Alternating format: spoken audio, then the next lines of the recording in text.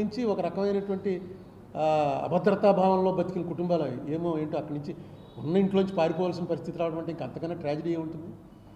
అలా వచ్చినటువంటి వాళ్ళు పికప్ చేసి అన్నిటికన్నా అసలు నాకు ఆశ్చర్యం వేసే గుణం ఏంటంటే మనకు తెలియకుండానే మనకి ఒకడు వచ్చి అరుణ్ కుమార్ అనగానే కొంచెం ఎలా వస్తుంది, బాడీ తెలియకుండానే కొంచెం యాటిట్యూడ్ ఇది ఇవన్నీ మారతాయి.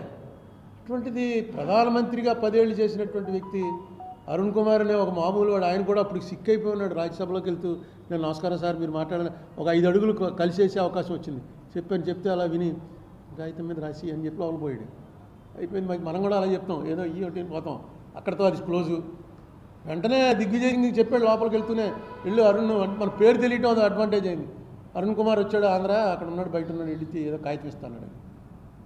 అంటే ఒక నిజంగా చెప్తున్నాను, అలాంటివి నా జీవితంలో నాకు జరిగిన పెద్దది ఏంటంటే అంత గొప్పవాడు మన పేరెట్టి పిలవటం అంటే అది అంతకన్నా అదృష్టం ఉందనుకుంటాను. ఏదైనా మన్మోహన్ సింగ్ గారు ఇదంతా కూడా కాలం చేశారనే అనాలి మనం. ఎందుకంటే 92 ఇయర్స్ పూర్తి జీవితం బతికాడు ఆయన, అన్నీ చూశాడు. ఆయనకి కానీ ఆయన కుటుంబానికి కానీ ఆయన పోవటం వల్ల వచ్చిన నష్టమే లేదు. దేశానికి మాత్రం చాలా నష్టం ఉంది. ఈ దేశం ఆయన గుర్తుపెట్టుకుంటూ మిస్ అవుతూనే ఉంటుంది.